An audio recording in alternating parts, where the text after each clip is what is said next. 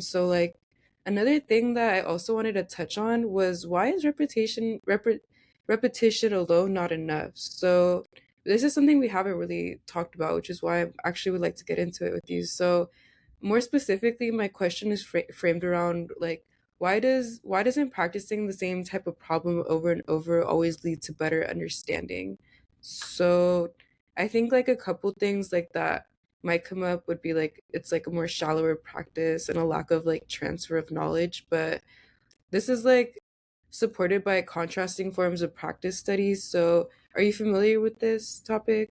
Yeah, so what would you like to add Yeah. to that? So I think there's a couple of pieces of this. One, repetition and memorization is a very old school way of learning, where you are expected to read a textbook, memorize it, and regurgitate it onto a test. And if you ask anybody who had to do that, say, I feel like history class is a really good example of that because you're expected to like memorize a bunch of dates that like, why would you ever Right. need to know? Because we have Google.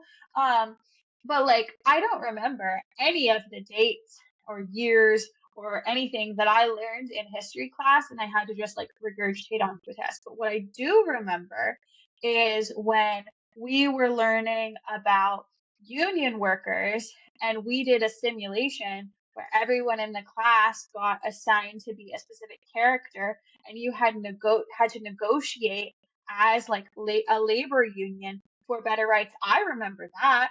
I remember, all of these important pieces of that struggle that I never would have remembered or really understood if all I had to do was be like, oh, the union strikes took place in Detroit on this date for this reason.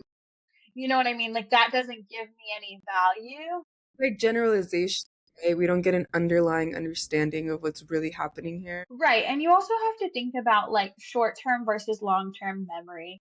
Um, like memorizing something in the short term just to put it on a test is not actually going to benefit me in the long run. It might help me like practice memorization, I guess, but to be honest, that's not the most valuable skill.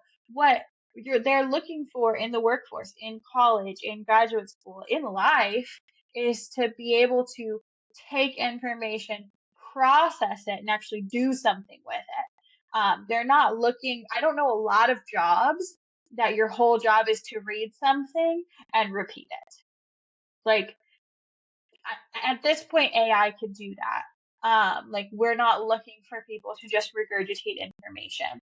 Um, Right. So so I think that's really important to understand.